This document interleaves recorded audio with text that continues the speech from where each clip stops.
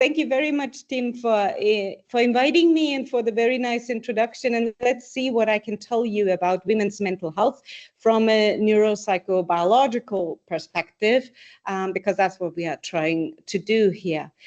Next slide, Hannah, please. So I want to start up with some general data. And in terms of mental health in Germany, around 27.8% of the adult population are affected by a mental disorder annually.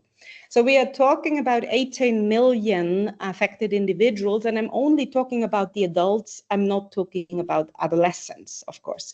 So that means there's a lot of individuals who are affected by mental disorders. And of course, I'm here to talk about women's mental health. So you can expect what is on the next slide, because there you see it's the women that are more affected, that have a higher risk, a higher prevalence rate for mental disorders than the men. And this gender gap starts with puberty. Next, Hannah, please. And when I talk about gender, and I'm sorry that the illustration is not an optimal resolution, when I talk about women and when I talk about the gender data gap, actually, I think for us Germans or for the German-speaking people, it's always necessary to differentiate what we are talking about when we mean Geschlecht. But for you, of course, you have sex and you have gender, but also in the literature, we are not that clear what we actually refer to. So in the talk, I will try to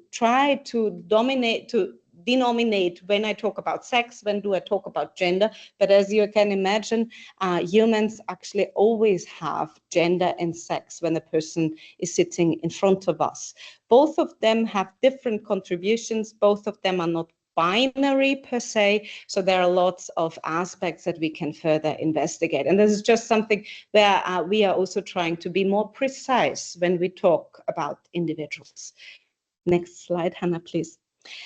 So gender data gap, I just talked about that, but when the gender data gap starts with puberty, you also know that in females, they have hormonal transition periods, and it starts with the menstrual cycle setting in. It starts when we take hormonal contraceptions, we have pregnancy, the postpartum phase, and there's menopausal transition. And each of these hormonal transition periods actually comes along with a higher risk or a higher vulnerability for mental disorders. And when I talk about pregnancy, we can also talk about transgenerational health issues, of course, that also come up during this time. Hannah, please, next slide. There are also disorders that are related directly to the hormonal fluctuation during these hormonal transition periods. And it's in the menstrual cycle where we have the premenstrual syndrome and the premenstrual dysphoric disorder. Is for hormonal contraception, it's the peripartum period, and it's the menopausal transition that are all linked with different risks that can actually start or that are higher during these periods. And I first want to start with talking about the menstrual cycle and PMS and PMDD, and that would be on the next slide. And then on the next slide, I'll tell you that premenstrual syndrome is quite frequent. Actually, 30 to 40% of females in the reproductive phase report those symptoms. And if we then go into the clinical manifestations of the PMDD, we have about 1.5 to 5% of affected females during the reproductive phase that fulfill the diagnostic criteria. Now, what are the diagnostic criteria? These are symptoms such as, of course, the mood worsening, but it's not only mood, it's also irritation. It is obstipation. It is breast tenderness. It is sleeping problems. So we do also see a lot of physiological symptoms that come up and that the females suffer from. And as you can see here, this is the menstrual cycle, the graphic, and it illustrates in light green estradiol and in darker green progesterone. And you can see that there is a first phase of the cycle, the follicular phase, and the second phase of the cycle, the luteal phase. You see that the estradiol increases around mid-ovulation, so mid-cycle with ovulation, and the progesterone has a peak during the second phase. Now, the black line actually indicates the PMDD symptoms, and we see that the PMDD symptoms increase in the second phase of the cycle. They are individually different when they actually start, but most of the affected affected females report in the days before menstruation onset that they feel the symptoms, and they can also endure until the first, second, third day of menstruation. Next, please. What happens, and again, I'm sorry that the illustration is not high resolution. What happens here, and there is some indication, and this is a study by a dear colleague Julia Sacher from Leipzig that actually did positron emission tomography with PMDD patients and controls. And what she observed, or what she found in the study, is that it's actually the serotonin binding potential that is increased in the PMDD individuals during the premenstrual phase, meaning that there is less serotonin active in that phase. And that may explain why they actually have the symptom onset in that phase. And it also may explain why SSRIs work in that group, and they really work fast. So we have within days a relief of the symptoms, and it's still not clear why this is so different to what we actually see in a normal major depressive patient. So there is a fast uptake, and the serotonin system seems to be involved in PMDD, and we just have to find out more why this is and how we can actually help here and with treatment regime. Next page. Oh, next slide, actually. But for PMDD and PMS, as it is for any of the aspects when it comes to mental health, we also should consider cultural differences.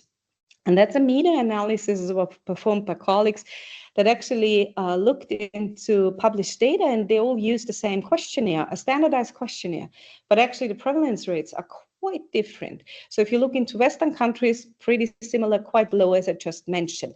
But if you then look into South America or into Africa, you do find differences. And that is not biology-based. There are, of course, cultural differences that also support or contribute to these higher numbers. And I guess as we are seeing patients not only from the UK or from Germany, but somebody who has migration background, etc., this might be something that we should take into account, because it could interfere with the symptoms that are described by the patients in terms of premenstrual symptom or PMDD.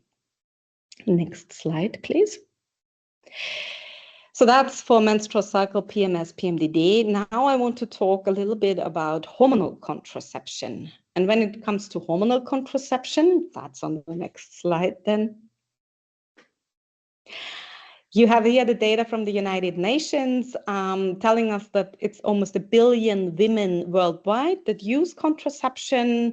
It's not only hormonal contraception, but very common hormonal contraceptives are oral contraception, the pill, and intrauterine devices.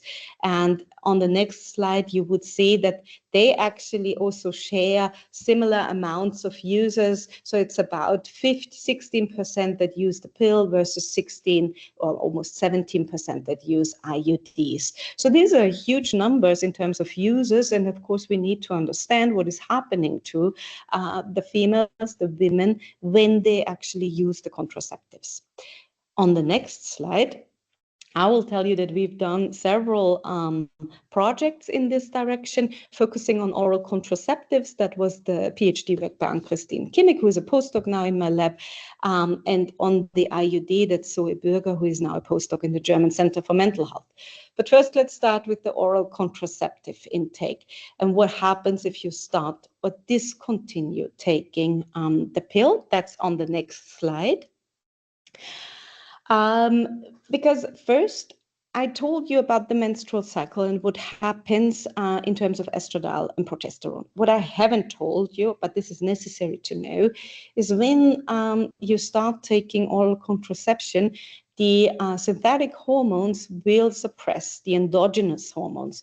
This is, you can see on the right, OC intake. So you see that the endogenous hormones are really low, but the synthetic hormones are quite high.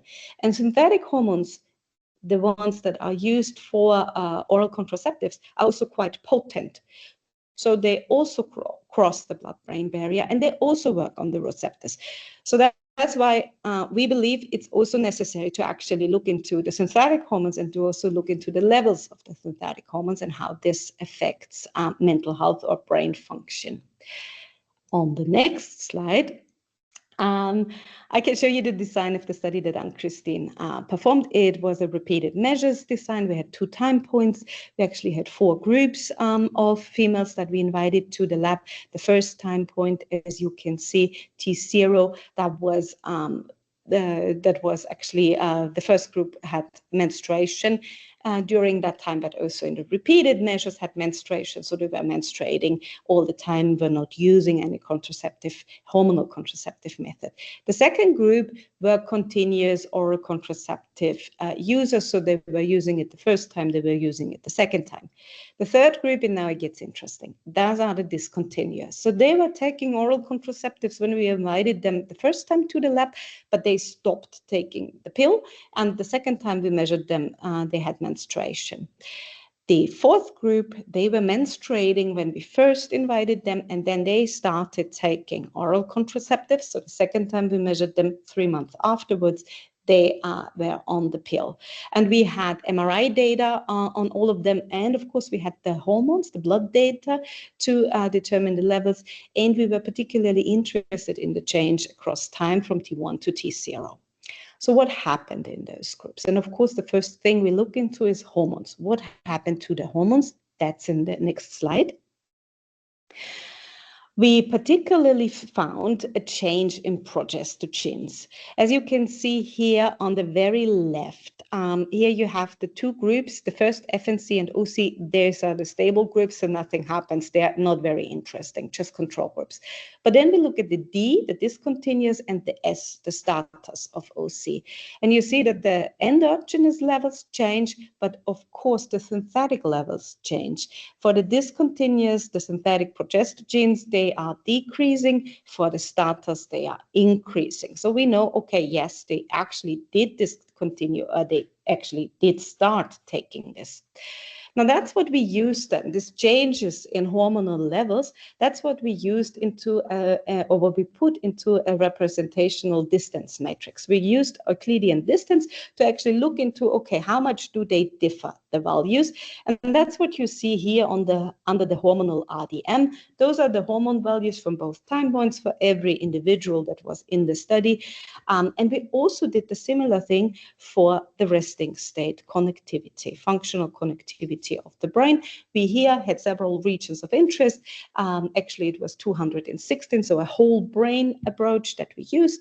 And then we just looked into the connectivity changes between the first and the second time point. And if you then correlate both RDMs with each other, you get a parcel-wise Spearman correlation, and you then see which parcels of the brain are actually sensitive to changes in hormones. And for that, we actually saw several regions of the brain that showed this sensitivity. Based on the approach, I cannot tell you whether this is linked to an increase or a decrease in hormones. I can just tell you that there is a change in hormones and that was taken up by the brain. And so we can see that there is plasticity in the brain based on changing of hormonal profiles. On the next slide, I can also then tell you that we tried to link this or also to depressive mood. And first of all, we looked into depressive mood in our 4 groups. No changes in the 2 stable groups, but in the discontinuous, we actually saw a decrease in depressive mood.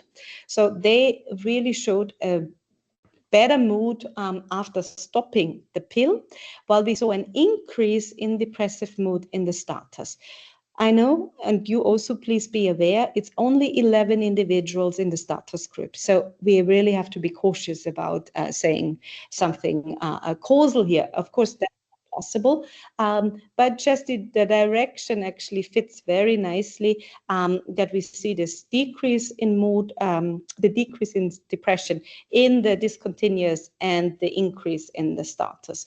But also it tells us that there might be a selection bias in cross-sectional studies addressing oral contraceptives, because when we report about those, and we also did studies on that, then we probably only include those females that really tolerate oral contraceptives, which is the majority, I also have to say, but we kind of ignore or neglect, well, no, must be aware of the selection bias that we have, that there is an underestimation of women who actually show this sensitivity and show this mood worsening with starting oral contraception.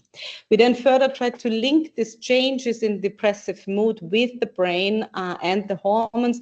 For the positive mood, we saw something with the orbitofrontal gyrus. So there seems to be an association with prefrontal regions, so reward regions actually. But for depressive mood, we didn't find a clear result. And that might be because our approach, our parcel-wise approach, is not suitable for that. We may actually go rather into network approaches.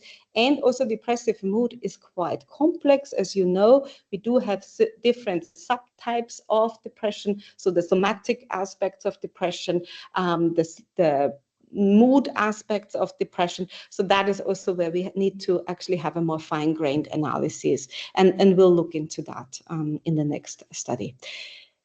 The next slide just shows that I will now want to switch from oral contraceptives to intrauterine devices and how they actually affect, in particular, stress and mood. And for this, Zoe did a systematic review, and you see the results of the systematic review on the next slide, where we looked into mental health, sexual functioning.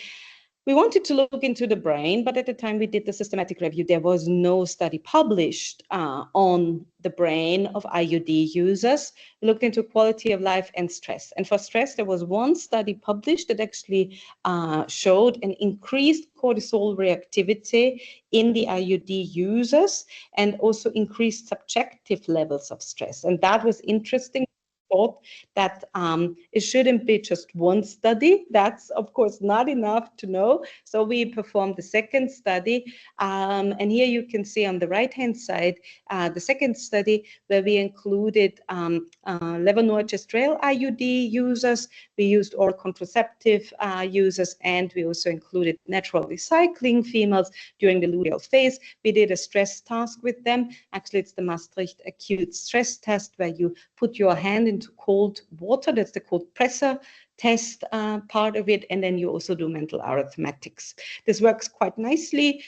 And in the terms of group differences, we saw that the subjective stress was higher in the IUD group. That's similar to the study that was reported before.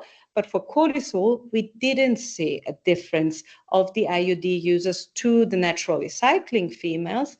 But we saw that the OC users had a blunted cortisol response. That was to be expected. That's what several other papers reported before us, because that depends on the synthetic estradiol that is included. That works on the corticotropion binding globulin that actually binds cortisol. So there's less free cortisol available, and that's what we pick up with saliva, actually.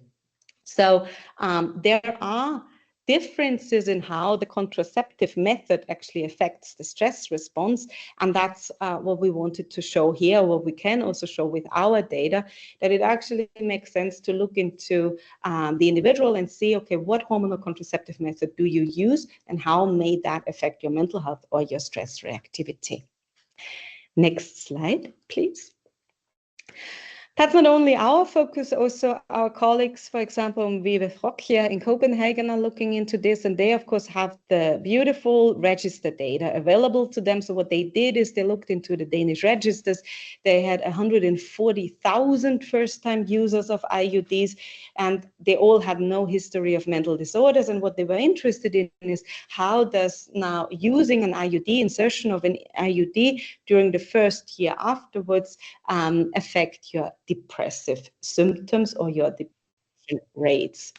And here you can differentiate between 3 IUD types. That's what we have in Europe globally, actually, and that makes it such a nice system to actually study, because we have 3 types. We have a low dose, a medium dose, and a high dose. And in our study, they just reported the stress results on, and we didn't find the difference between the natural recycling and the IUD users. We actually included only low dose and medium dose. So the question, of course, is what does the high dose do? And that's what the group here in Copenhagen now is showing. And Hannah, please, the next slide. You see that there is a difference in terms of depression-free survival time, and there's also a difference in absolute risk of depression. And it's always the high-dose group that has the highest risk and the less depression-free time period. So that actually points into the direction that we have to, in the future, look into dosage-dependent effects of hormonal contraception, especially when it comes to IUD. But IUD is a super model system to study because we only have those three options. You only, also in the UK, only have those three types of IUDs. So we are now really trying to pool data and to get together to actually look into that, because we just have those three types. So that's for hormonal contraception now. And now I would go to the next slide to tell you that, of course, individualized medicine plays a role. And we also do this for hormonal contraception, but we need to learn a lot more about who is affected by which contraceptive method, and also who are the hormone sensitive ones that we then see because of the mental health issues, for example. Next slide, please. Now we move to pregnancy and the postpartum period. I know it's a tour de force through the hormonal transition periods, but we have question and answers later on. And of course, the studies are available. If you let me know, I can send them to you. So for pregnancy, and that's on the next slide, we are actually talking about a very interesting period again. This is now estradiol levels. And what you see as waves, that's the menstrual cycle. And what you see here is this one peak, that's pregnancy. So that is really what the estradiol levels look like during pregnancy. That's completely different to what we experience during the menstrual cycle. And that's only estradiol, and we, of course, have other hormones that also increase and change during pregnancy. Now, pregnancy is a phase that is, of course, interesting. And I now want to tell you on the next slide what other aspect we are interested in. I first talked about stress. This is a transdiagnostic factor. Now I talk about emotional regulation. This is another transdiagnostic factor. We know that patients suffering from mental disorders show impairments in emotional regulation. We also know, and now getting back to pregnancy, that emotional regulation is an essential factor when it comes to mental health and quality of life during pregnancy. And we also know that women diagnosed with postpartum depression show reduced or impaired emotional regulation abilities. Next slide. That also led two of our colleagues to actually put out a call for action for increased research into this direction, as emotional regulation is really essential for mental health, particularly maybe during this period, as it's not only the mother, the becoming mother, but also the context, the environment, and also the offspring is learning from the emotional regulation abilities the parents are showing, or the peers are showing, the caretakers are showing. So that's why emotional regulation might be one of the factors that we should be, can be more interested in. And that's what we did. And on the next slide, I can actually show you an fMRI study that we did with pregnant women that were first-time pregnant women. We only recruited 15, unfortunately, for this fMRI study. We had two control groups. That was a randomized double-blind controlled trial where we administered placebo or estradiol to naturally cycling females. So we actually had increased estradiol levels in the second group. And all of them were performing in an emotion regulation paradigm while being scanned in the MRI. We only had 30 minutes approval from the ethics committee. So we had to make a very simple emotion regulation paradigm. As you can see here, it's just down regulate or view. And then we ask, how do you feel? Now, on the next slide, I can tell you that there was no group difference, actually. All of the women performed very well and had less negative mood during the down regulation period. On the next slide, please. I'll show you about the whole brain analysis. So we did not see group differences again. We only saw a regulation effect. You can see here the middle frontal gyrus actually extending into other prefrontal areas.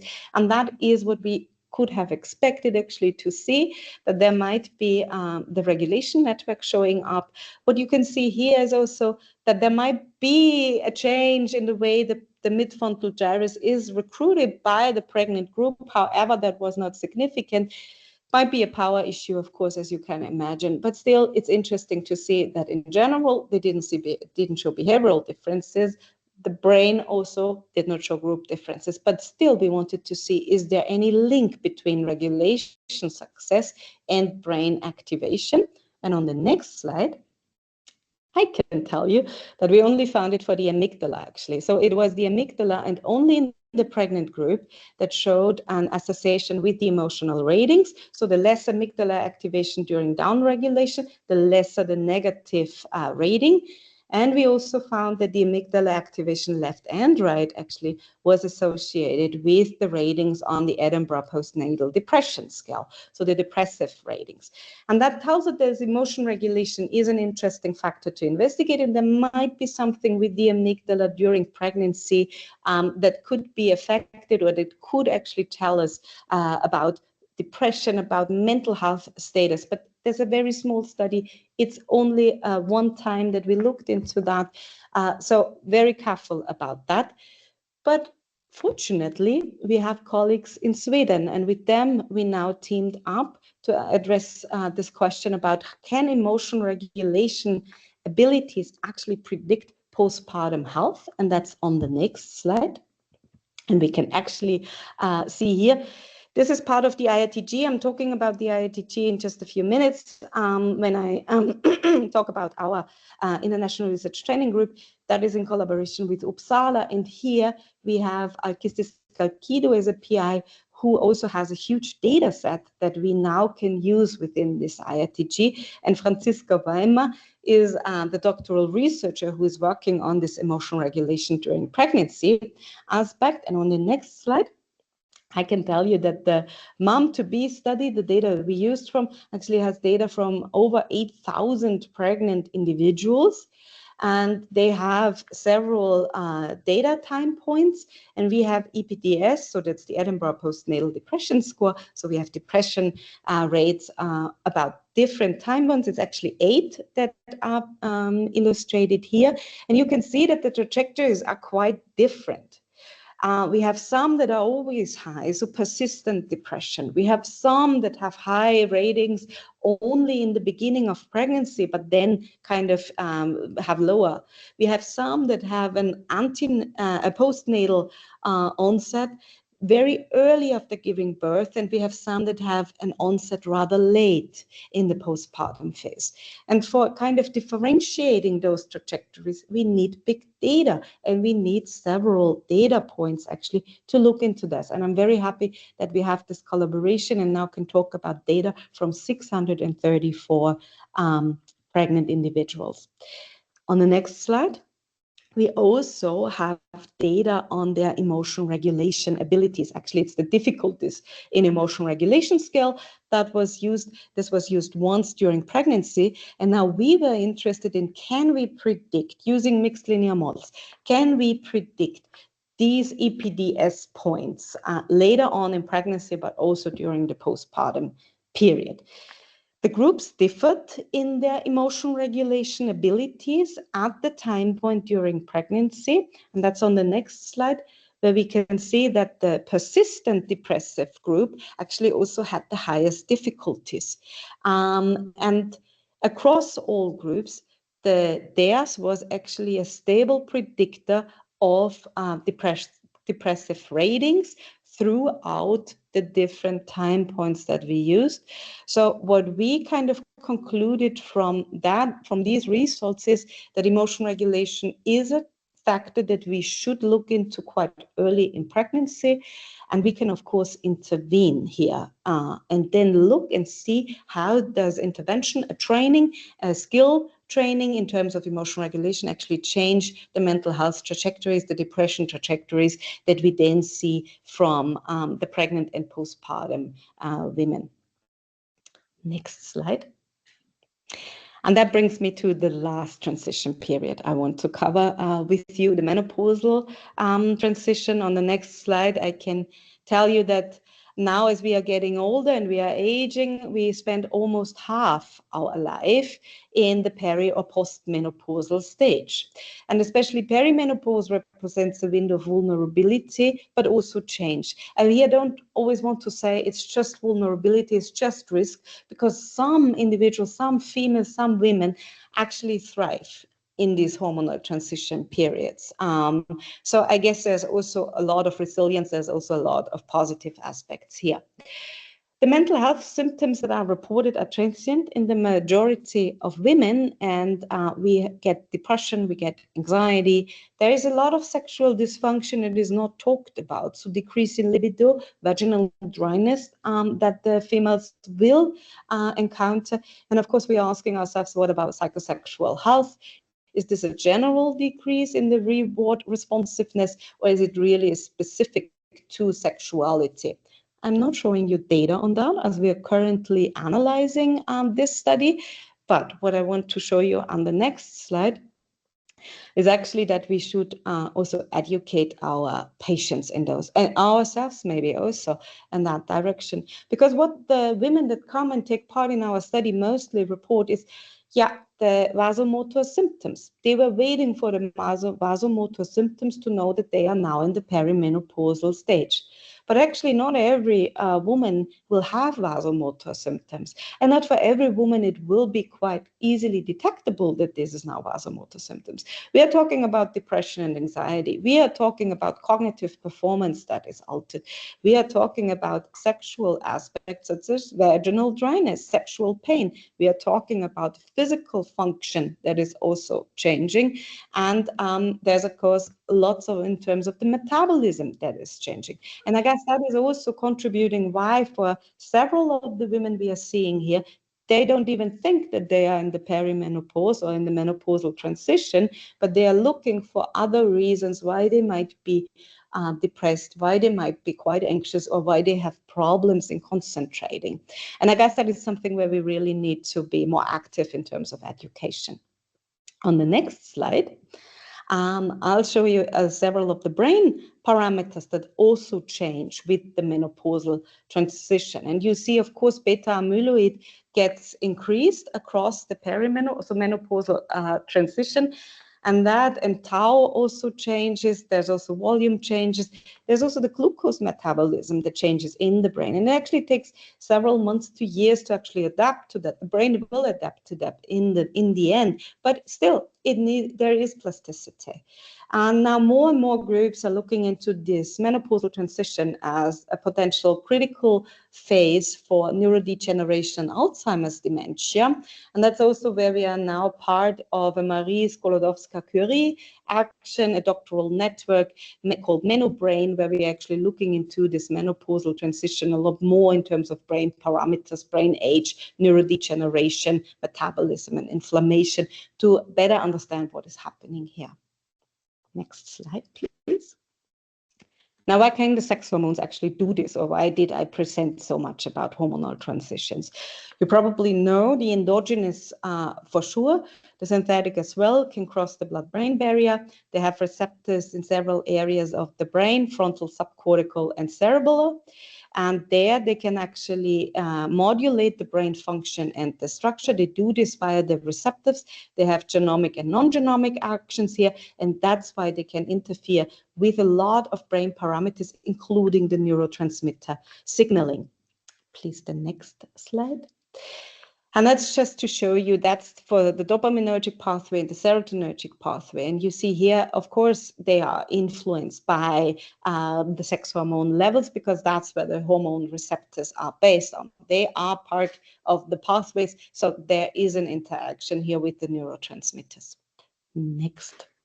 slide, please. But I have to tell you, and you probably also assumed that all brains have hormone receptors and they are shaped by hormones. So it's not a female-specific issue. There might be other hormones that might be more relevant, though, such as testosterone, for example. Cortisol, of course, also very interesting. They have a different rhythm. There's no menstrual cycle. There's a circadian rhythm. But nevertheless, all brains have those hormone receptors. So it's also something that is not female specific. Please, on the next slide.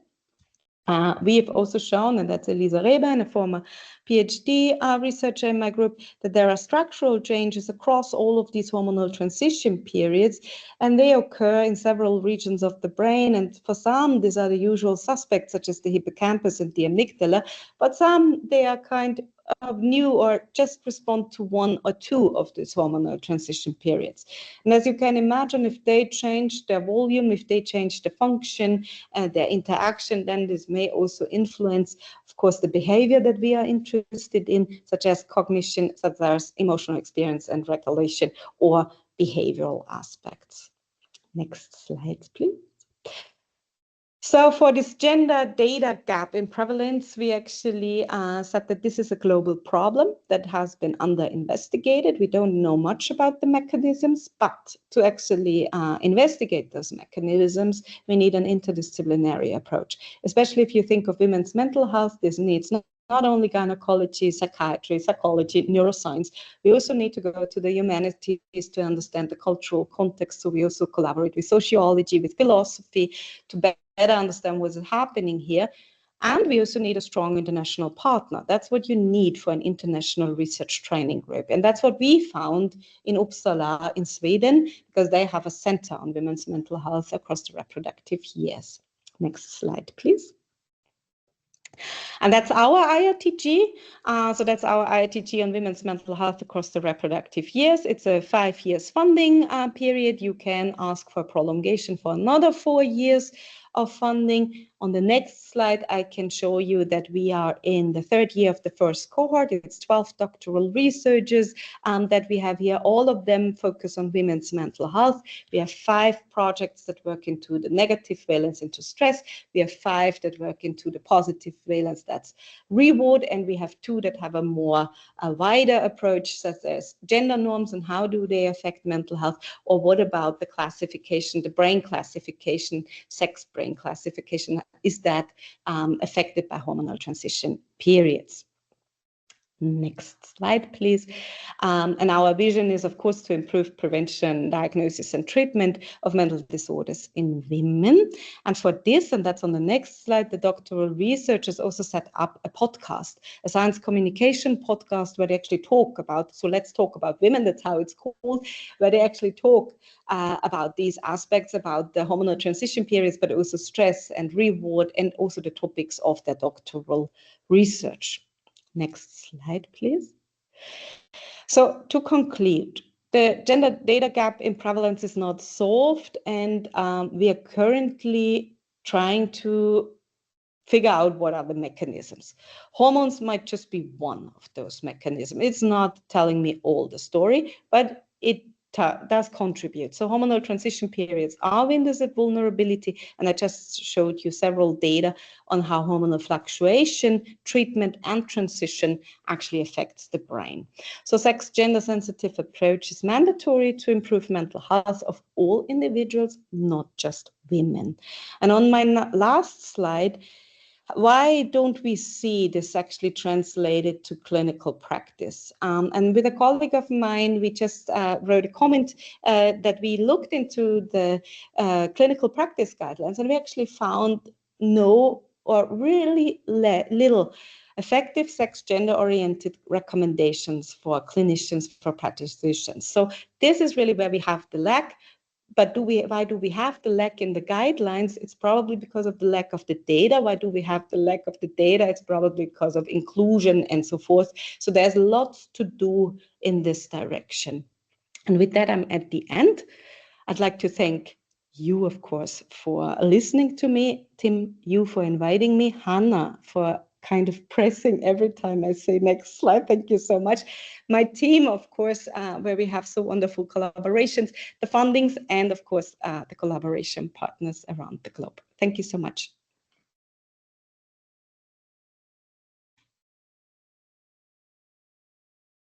Thank you for Birgit for a great talk in such fluent English on a complex topic, and reviewing your contribution, your big contribution to this area, and the wider literature. So yes, my first question, and obviously we'll get to the chat and raise your hands in the room if you've got questions, is around this complex interaction with emotional regulation and mood in such a key part of the essential reproductive life function, and why the brain is so sensitive to mood. And we look at all the negatives of it, but presumably for something to stay as an for this not to be sort of selected out for biologically, I was just wondering, why is it that this exists, this sensitive interaction that's quite impairing between the sort of hormonal state driving key change in reproductive function, but why that, the side, is this just a side effect that everyone's got to live with, or is somehow there a flip positive side to this that somehow means this is not why this persists? Thanks, Tim. I guess I have to tell that this is, of course, a very positive aspect in terms of plasticity. So I didn't show the pregnancy data, the structural data, where we also see that there is a change in volume. Actually, it's a decrease in volume. But this decrease in volume, this plasticity that we see during pregnancy and the postpartum phase, is related to attachment, for example. So this is really how the brain adapts to certain situations. That the pregnancy and that there is an interaction with the hormones, that is, of course, interesting. And what we probably will see is that it's not just pregnancy, it's actually that there are some individuals that are sensitive to hormonal changes throughout the life, and that there is a risk factor for them, while the majority actually of individuals undergoing all these hormonal transitions will just adapt, will just be there will be plasticity, but they will adapt, they will change. So I guess there's a lot of positive aspect around that. But in my talk, I really focused a lot on the negative aspects in terms of mental disorders, mental disturbances that I pointed out. So I guess there is a positive aspect to this as well that I didn't put front in my talk, unfortunately. Thank you. That's great. I'm not sure if there's any questions in the room, but there's one in the chat from Sulabakshmi. I'm not sure if they can say their question. If they are online and listening, they can unmute themselves to the camera and ask the question. If not, I'll read it out. So I think this was put quite early on the talk and refers to one of your earliest studies you showed. So I'm not sure that this person is able to read out their question, so I'll just read it out. So could you tell me, was lifestyle and life events taken into consideration for the 3 months after stopping the oral contraceptive, and were there any effects on immune markers and cells? Yeah, thanks for the question. Yes, lifestyle events we kind of tried to capture to a certain degree. So, for example, relationship start, yes or stopping. We also asked them about the reasons why they stopped or started with oral contraception.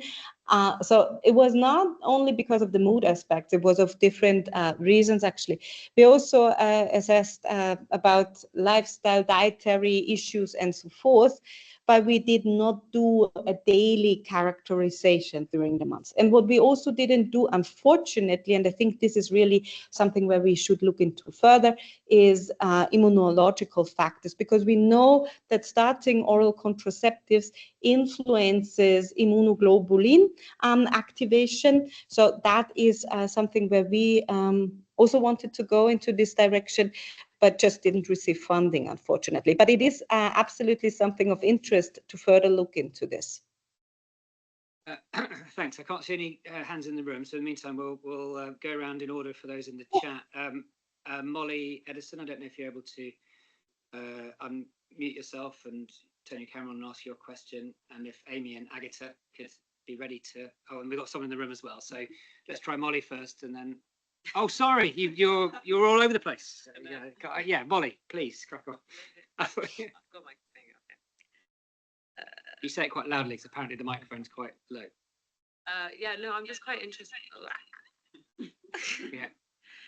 I'm just quite interested in the role of hormonal sensitivity and the sort of conscious perception of your hormonal sensitivity in addition to actual hormonal variation.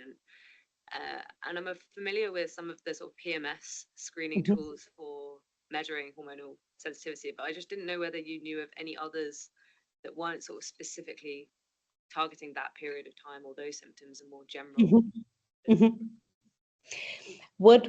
Thank you for the question. What we ask, or can also ask, of course, is what we do ask in terms of our reproductive history questionnaire is, were there any problems with oral contraception? Did you respond well or not well to hormonal contraception in general? What did you use in the past? We also know that the PMS PMDD group probably has a higher risk for postpartum depression because of the hormonal sensitivity. So that would all be questions that we are asking. Whatever phase or whatever hormonal transition period the female was going through, we ask about, did you experience? And we just had this last week when we had a guest here. We most of the time, unfortunately, focus on the negative aspects. And we never ask about the positive aspects. And I think they should also be considered to ask about, did you enjoy being pregnant? Do you have any problems with the menopausal transition? Because I think that is always putting this negative spot out, and that all of this is vulnerability. It's not. But of course, this is what we need to understand. Who has then the increased vulnerability and who not? So in terms of asking hormone sensitivity, we ask for every hormonal transition period whether there was any issue in terms of mood, in terms of symptoms that appeared, also for hormonal contraception, also for pregnancy. And of course, if they are postmenopausal, we ask them, how did you do during the menopausal transition? Right, thank you. And I think our next question from Amy is on a similar, about the positive sides of things. So I don't know if Amy, if you could ask your question. I'm assuming you're not in the room as well, but is Amy there? Amy Morton, if you can ask your question. If not, I'll read it out. It's always nice if people can do this, but no, having lunch or on a train or something. So can you tell me more about some of the positive changes that women have described after going through the menopause? Yes, absolutely. So several of those that had PMS or that kind of were bothered by the cyclic bleeding, etc., they kind of say that this is a relief now to not be surprised by an early onset menstruation, for example. They also report that the symptoms, of course, are reduced or are not apparent anymore. And I also know that women report that some of them actually feel stronger, that they kind of feel like new. So there are lots of new things also about your new role. Now the reproductive age is over. What can you do now that this is kind of no longer a topic? So I guess that are the positive aspects that are also reported by women. And I think that we should also talk about. Thank you. So Agatha and Lisa have questions as well. I don't know if you can, Agatha, if you're able to ask your question. Yes, hi, Agatha here. Thank you for the presentation. So I was wondering if there is any data available on the differences between women that have bared children in terms of versus those that haven't had any children, in terms of their potential vulnerability towards the mental health problem in the perimenopausal period. Super, thank you. Very interesting question, Agatha. I don't know an answer to that. I just know that, and you probably also know, because this is UK Biobank data, that the number of children affects your brain age. So the more children you have, in a postmenopausal brain, the younger your brain looks like, but this dips with 4 or 5 children. Then, so this is the only thing that I know about how number of children or children actually influence the menopausal brain. I don't know about any of the studies that I now referred to, whether they took into account how many of the individuals actually were mothers, were foster mothers probably, or had no children at all. Sorry, no. Thank Okay, you. thank you. Lisa, I don't know if you're able to ask your question. Hi, yes, thank you so much for the presentation. It was really interesting. I'm just in the middle of childcare, which is why I've got my camera off. But I just wanted to ask a little bit. I'm really fascinated by sort of mood disorders in perimenopause, not sort of major mood disturbance, or sorry, not mood disorders. I'm more interested in the disturbances like irritability, rage, things like that. I get the idea from research that it's about the interaction of the sex hormones with the neurotransmitters, which affects mood. But why, do you have any ideas why specifically irritability seems to rate as amongst like a top mood complaint? No, that would be No. a wild guess and speculation, actually, and we don't want that recorded. No, I would actually assume that it's pretty similar roots that we are talking about when it comes also to irritability, as this is also one of the symptoms that we see in the PMS rising. We also see that irritability is something that we see in other hormonal transition facts. I didn't talk about the breast cancer study and the androestrogenic therapy, but there we also see an increase in irritability, which is not just negative mood, as you just said, but we didn't look into that in specifically. We kind of want to go there to look more on an item basis to actually better understand what is it that fluctuates and that relates here. But unfortunately, right now, I cannot give you a wise answer. Okay. I was also curious. Maybe you have to email Birgit for the off record conversation. Yeah. But I was also curious about sort of psychometric sort of evaluations. There don't seem to be many that are specifically focused on perimenopause. There tend to be more on menopausal women and sort of fewer on general mood. There's the sort of, there is like the psychosexual, vasomotor, cognitive, as you said, but sort of less specifics on the different elements of mood is at least what I found through my research. I'm not sure if you found any that you think sort of stand out specifically focused on perimenopausal women. No, not particularly. I think we're just starting with the perimenopausal. I think most of the time it was the premenopausal versus the postmenopausal. And now we are focusing on this transition phase, which is kind of hard to capture.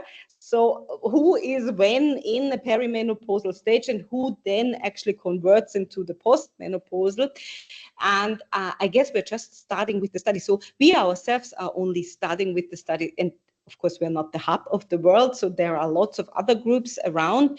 But for most of the time, it's either cross-sectional studies, which do not tell us a lot. And for the longitudinal, I guess we don't have a very good characterization of the perimenopause right now. So I guess that's really where we need to start. Yeah, okay. Thank you so much. You're welcome.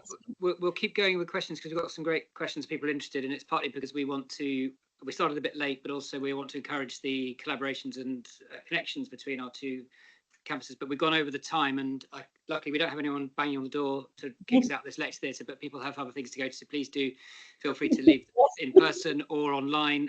But I think it's nice to keep going with the questions. We've got some things that people are obviously interested in finding out. But just to make an observation, Birgit and it was Lisa, about irritability, just thinking more broadly about where we see it and where we don't across psychiatry or neuropsychiatry, because that might be potentially informative. And just from my sort of clinical experience, I guess the two places I see it most are in mania, sort of irritability alongside that, and also as a side effect and often of dopaminergic medications.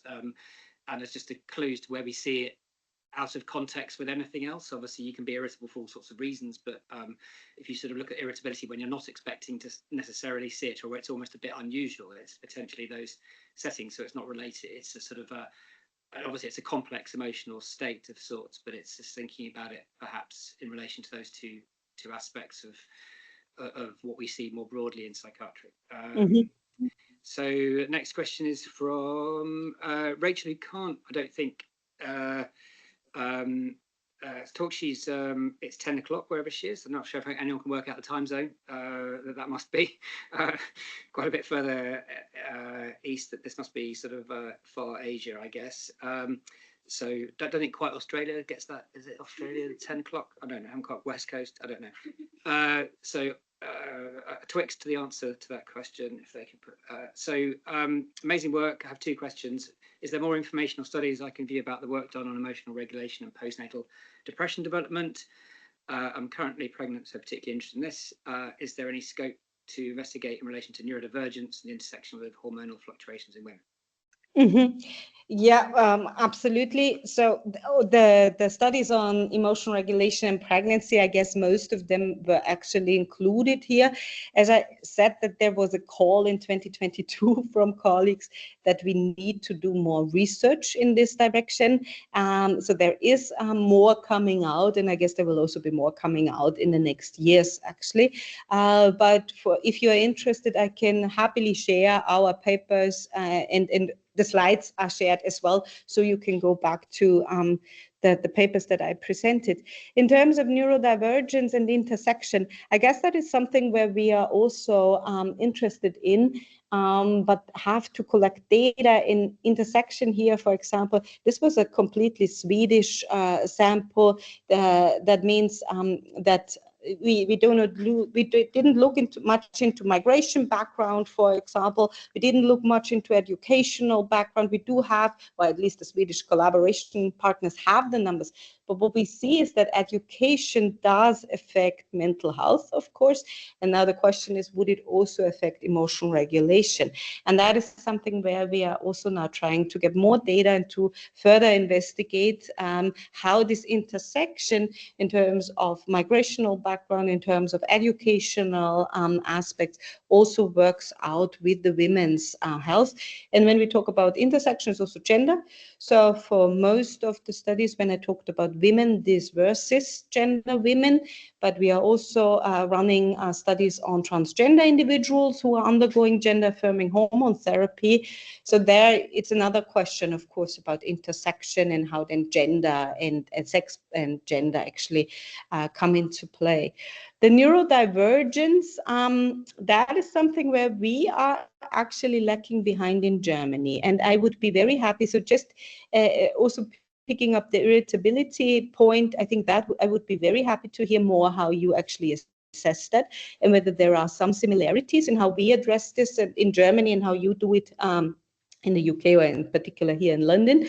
But also in terms of neurodivergence and intersection, what measures you actually use to assess diversity in your samples, in your patients also, and could we dare also collaborate and for example, look into data sets together?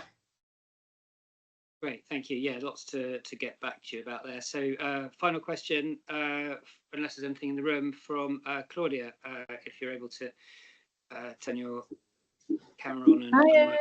And thank you. We've actually got oh, sorry, we're having some feedback. You turn this one really quickly. Okay. Here's Cindy. She's got the first question. Oh, hi. Thank you for the talk. Oh, yeah.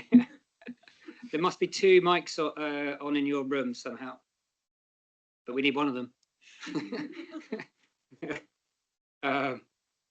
There must have been two. Turn it on again, maybe. Okay. Hi. Yes. So the question I've got is because at the very beginning you talk about the effect of contraception on depressive symptoms. So I just want to know it seems to me that then should the GP be better informed at like the potential impact, so that if someone wants to start contraception quite young but haven't quite like showed the symptoms yet, maybe they can be better advised on, oh, maybe, you know, start late. Yeah, something like that. Yes, absolutely. No, when oral contraceptives, in general, hormonal contraception, I would say, but in fact, when oral contraceptives are prescribed, they should be asked about. It should be asked about depression. So, have you had any former depressive episodes, or is there a familial risk for developing depression? Absolutely. And if you then say yes, I would like to be closely monitored actually when I start. I don't want to make anybody fearful, but I just think it's so helpful to have a super working contraceptive method, just as oral contraceptives. But we just need to find out for who it's the right medication, for who it's the right contraceptive. And if I already know that the risk is higher in those that have had depression in the past, now, then I monitor them more closely. So yes, I would agree here. And you also were asking about the starting of contraception. So yes, in the adolescent samples, we do see higher risk actually than in the adult samples.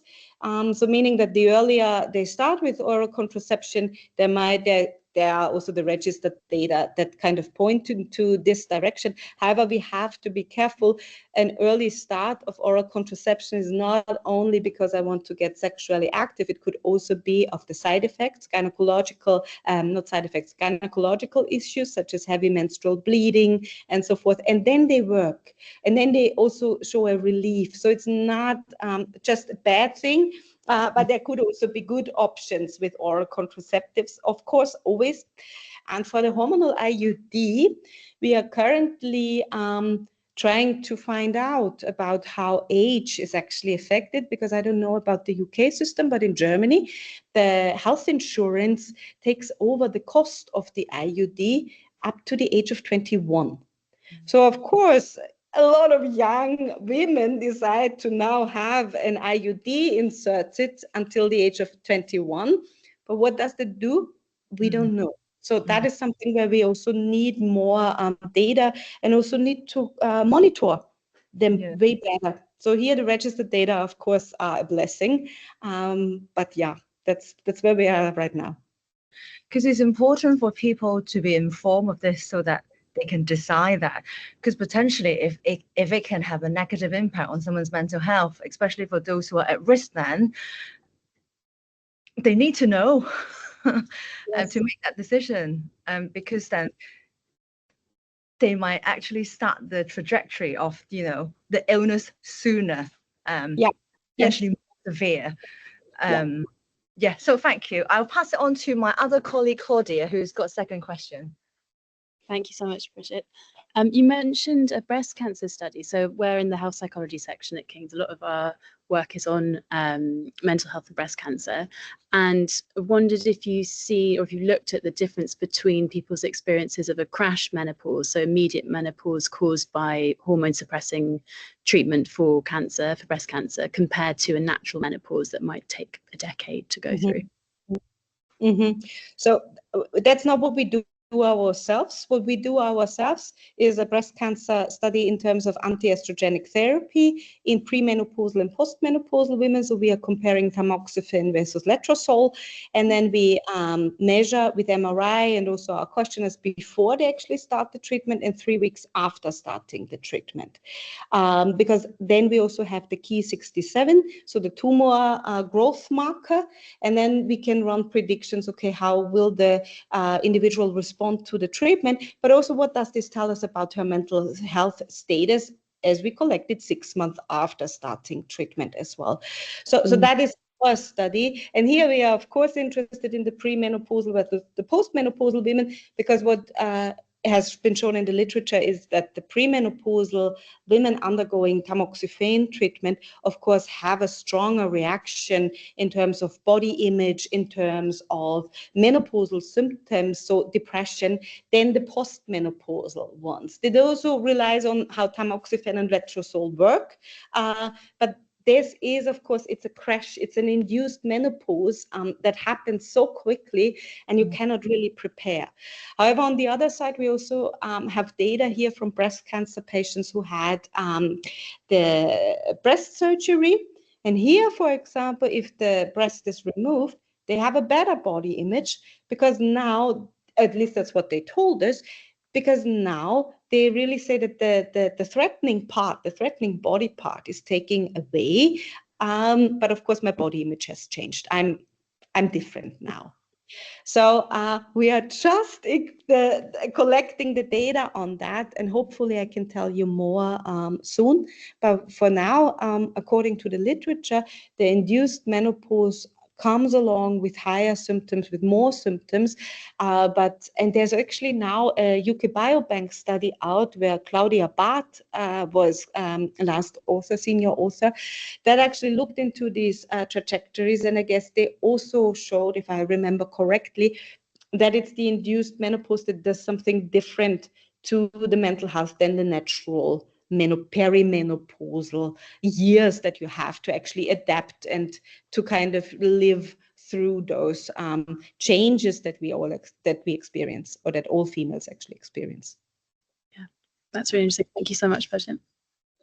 Thank you so much. We've gone a fair bit over, but I think there were so many clearly interested people with relevant questions to ask you, and it's really nice to pick your brain and get your expertise whilst you're here. And also, it's nice for I think the interest across the broader parts of the IPN and King's that we don't normally reach with our neuropsychiatry groups. It's great to sort of get people more involved. We do have a broad range of sort of interesting topics. We also cover, there are quite a few quite specific neuropsychiatry angles, I think, to women's health, particularly functional neurological disorder, previously known as hysteria, of course, and thought to be a female-specific disorder, and of which there's a sort of renaissance of interest, but also a sort of re-interest in exactly why there's this gender or sex difference in FND, and lots of these other themes are important there, but also I think in the more acute perinatal illnesses, particularly postpartum psychosis and autoimmunity, and that rebooting of the immune system is. So I think I'm almost envisaging a sort of mini series of these themes of these talks where we can get some experts to come along and talk to us, which would be lovely.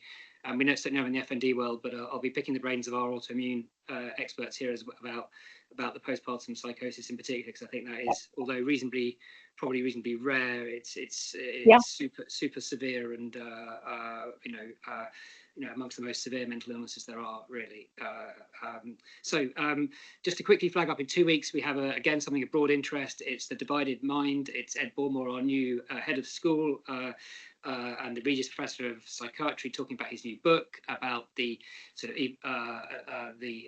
through the lens of schizophrenia, about how we understand the history of psychiatry, and it's where we've gone wrong and where we can go right in the future. So 2 weeks today, Professor Ed Bormore, and just remains to say thank you, Birgit, for a brilliant talk. It's lovely to connect up with you and have the first of many, hopefully, connections with Tübingen. And yes, and it's lovely to have connected up with colleagues across IPPN to discuss these really important and I think historically under-recognised and under-researched areas. So thank you again, and see you all in 2 weeks. Thank you, Birgit. Thank you so much for inviting me. Thank you. Bye-bye.